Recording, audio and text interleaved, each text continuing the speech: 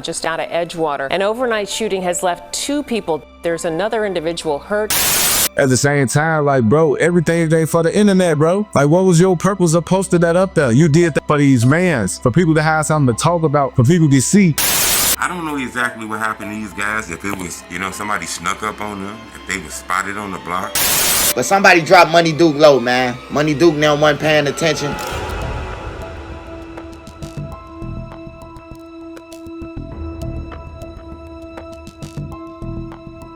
On the night of May 9th, 2025, Munna was back in Chicago, slipping into the city he had tried to put some distance on. He linked with Youngin and a small circle of friends to celebrate a birthday. Instead of posting up on the south side, they headed north to Edgewater, a neighborhood of college kids, late-night eateries, and lakefront calm that felt a world away from Parkway Gardens. Pork Chops, a barbecue spot and bar on North Broadway, became their base for the night. They ate, drank, laughed, and filmed little flashes of it all for Instagram.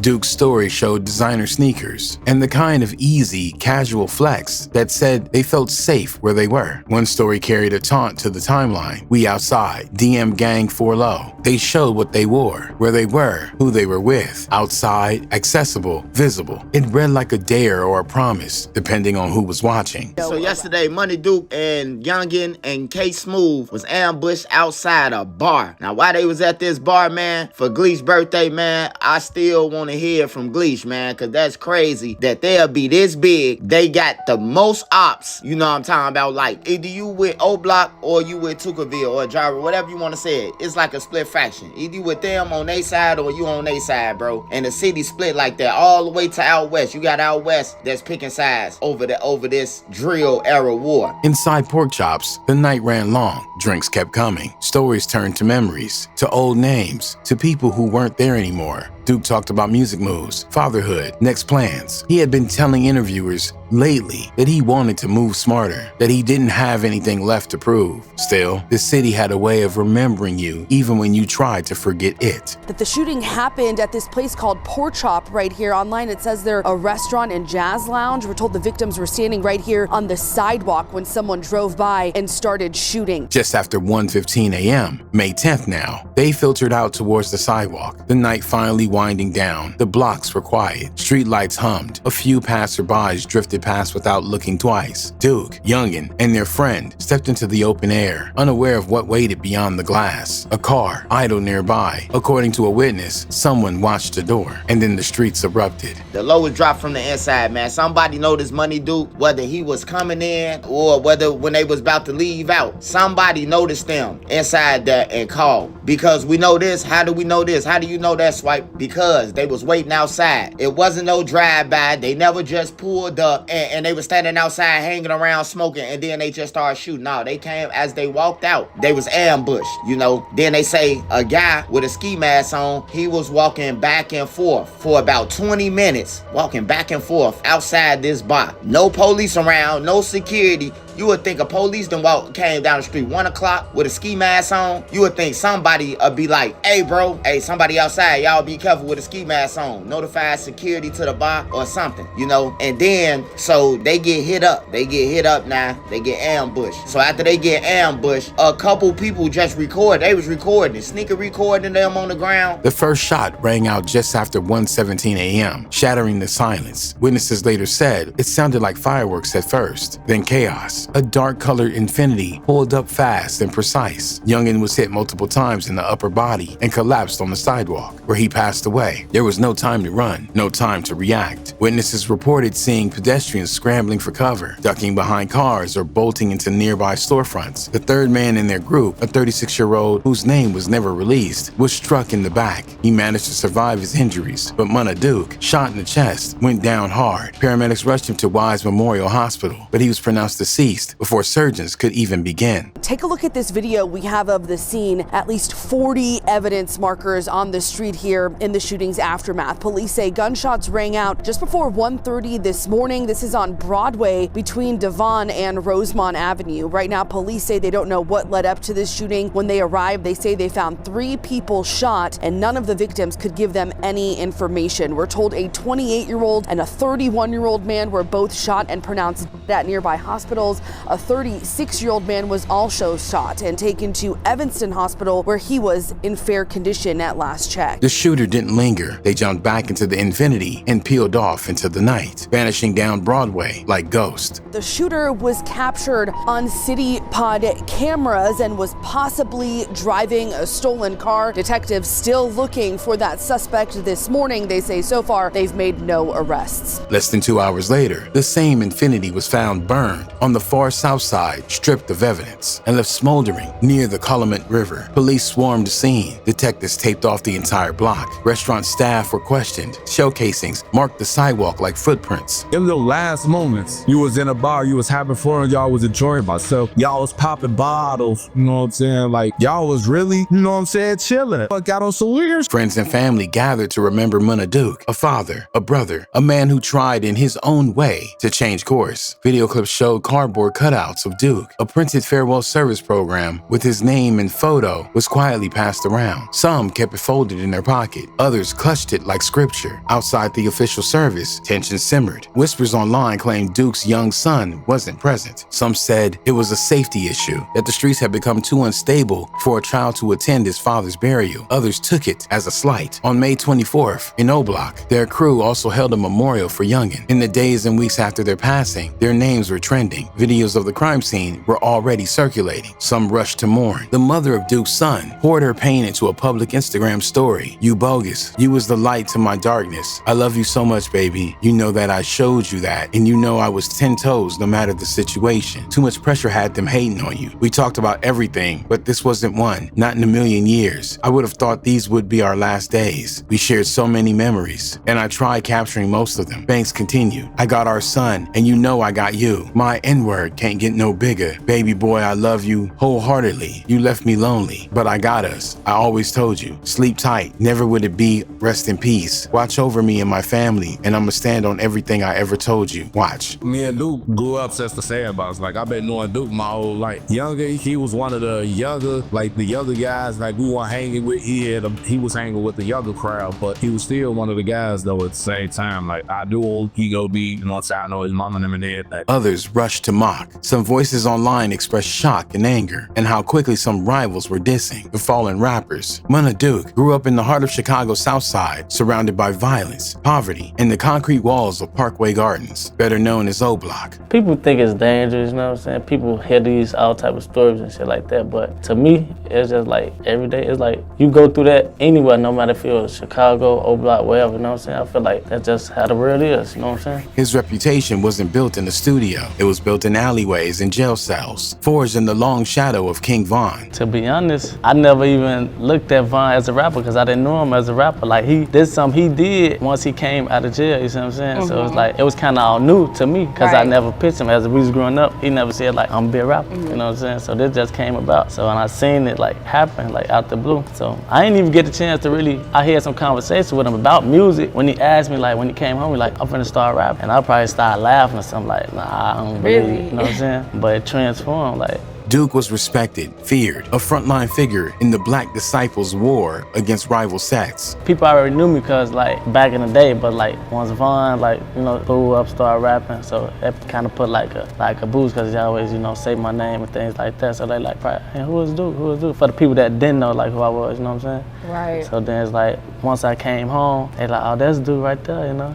For much of his early life, Duke was in and out of prison. He missed the first wave of drill music rise, while Chief Keef and Lil Durk were turning pain into platinum. Duke was locked up, but when he came home in 2019, he stepped back onto a block that had changed and into a void left behind by the passing of old leaders. With Von rising in fame and the city still bleeding, Duke took a different role. He aligned with Get Back Gang, the crew allegedly formed after T-Roy's death, to retaliate against anyone involved. Whether or not he pulled the trigger, Duke's name was whispered behind several major hits, including the 2020 hit of FBG Duck. And he made so many references to the hit of Can't Get Right that many people were sure he was involved. Yeah, my people actually told me like, even when I was in jail, they like, man, you finna get out and start rapping. I'm like, nah, I ain't finna get out and start rapping, you know what I'm saying? But they like, man, you go ahead. So once I came home, I told myself like, I'm gonna start rapping and see how it go. And then It just happened. He started rapping in earnest around 2021. His music wasn't polished, but it was raw, direct, and soaked in street credibility. Tracks like 12 a.m. painted the world he came from in bloodstained details. Fans respected him as a rapper, as well as someone who lived everything he said. Duke never even used to be on that like that. You know what I'm saying? Duke ain't never been ones that like, I'm finna go slide on me. Duke always been about money. You know what I'm saying? Youngin, he been about money too. I ain't never really say too much Youngin trying to go slide on nobody or none of that. Duke was just like a player. Duke, you know what I'm saying? Just like fuck with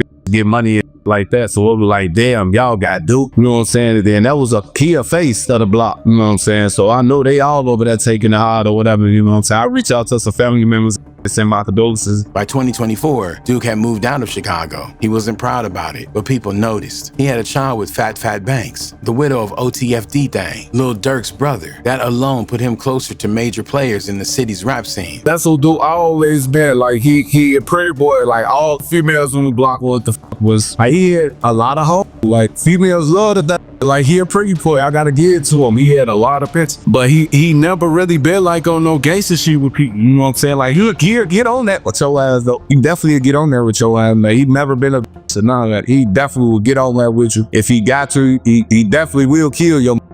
But he wasn't the type that's gonna be like, man, I'm finna go slide on dude, man, I'm finna go smoke with my ass. He was never that. You know what I'm saying? He was a player. He liked to get money. You know what I'm saying? He talked in interviews about being tired of the paranoia, tired of the losses. He said he wanted to make it for his son. He wanted to do things different. But Chicago has a long memory, and some debts never go unpaid. These were two close friends of King Von. You know, these guys were like brothers of King Von. The crazy part is when Von was alive, you know, it seemed like everybody he hung with not here no more. From Muwop and them, they locked up for FBG Duck murder. You know, Louis, who was with him when he got shot, he ended up dying from complications of that injury later on. Slutty got now Munna Duke lost his life, then Youngin lost his life. You know, this shit is crazy. I don't know if this payback, revenge. Remember, it's real street shit going on in the streets. It's people dropping bags on motherfuckers' heads. Youngin was younger, quieter, and less notorious. He didn't need to be. In Parkway, everyone knew he was solid. He wasn't flashy, but he was there, loyal, reliable. He had been rapping locally, trying to build a name, and gaining respect from OGs like Duke along the way. The streets knew he had survived attempts on his life. He moved smart, kept his circle tight. Both men were seen as part of the last generation of OBlock names that still carried weight outside the studio. It wasn't just two bodies. It was the closing of a chapter, the last of a certain era.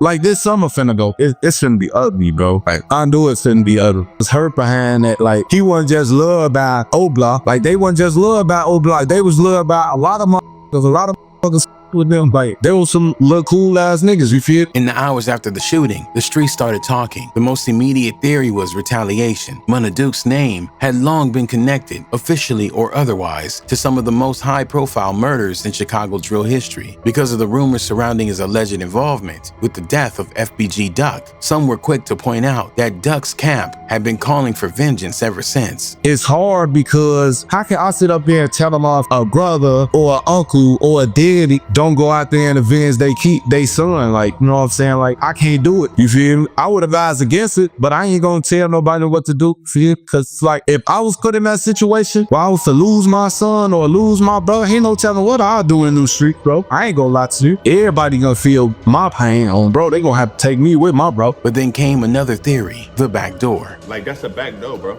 Y'all know that's a back door, bro. Some believe that the hit didn't come from rivals. It came from within. The whole situation that screamed back door. The whole situation that screamed back door, like, you know what I'm saying? How much even though they was deaf, feel me? Like, how they know when exactly they was coming out. Like, the whole situation just fishy as hell. Like, Duke had posted his location on Instagram that night, tagging the restaurant, flashing his fit, and showing who he was with. Critics online questioned why someone as careful as Duke, who had previously moved out of the city and stayed off the radar, would suddenly start moving loose. The whispers got louder when it came out that certain people from OBlock were suspiciously quiet after the shooting. Bro, a bar owner letting people in the bar with masks on Fulham grade. Where's the security at? Like, when it comes to security, bro, when it comes to the bars, bro, let's break this down. Why is somebody in the bar with a mask on Fulham grade? Y'all letting people in bars with shiesties on, bro? That shit don't even make sense on Fulham grade. So y'all telling me the camera got a masked man walking inside the bar looking, people walking in the bar looking. But that's why I say it was some Chicago. Some even suggested a woman named Aspen Cartier had dropped his location intentionally, as she had been seen dissing their set despite hanging around them.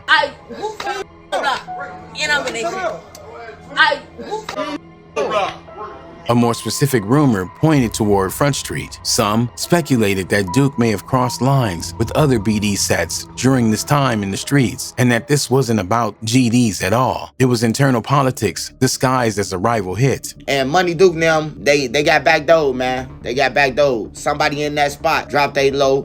Cause look, if they drove all the way out and parked that thing in the gardens, that let me know that they not from Day Rural or around that area. They not from that area. They not from the north side. Cause ain't nowhere in the hell I finna go from all the way up north. I would've went shot towards Des Plaines. I would've shot towards Skokie or Evanston or something, bro. You know, if I was from up north and I know I had the area, but if you was from up north, you would've hit, you knew where to go, and then you back out, you back on the streets. The alleged photo of Duke's bloody chain circulating online was only fuel to this theory. Some said it was being passed around like a trophy. It's one where, you know what I'm saying, where like half his face showing, he got the chain on his neck. You can see the blood. You can see the blood of the blood stains on the clear as day, like. And then the other photo is him, he got the glasses on with the mask like that, and he holding the chain up, talking about get back or whatever. Like, that's goofy shit. Like, y'all doing everything for social media, bro. Like, you posting the chain, all right, y'all did what y'all did, but you on the internet with this, like, posting it like that. Shit. Like, these little niggas out here just goofy as hell these days. Then there's the chain itself. If it's real, the image showed what looked like Duke's signature OBlock pendant, smeared with blood. It's never been verified, but the fact that multiple diss accounts claim possession of it only deepened the mystery. Was it taken during the shooting? Did someone snatch it afterwards? Or was it all bait for clicks? You killed her, but you done ran the social media with these pictures all over the internet, gang. Like the FBI,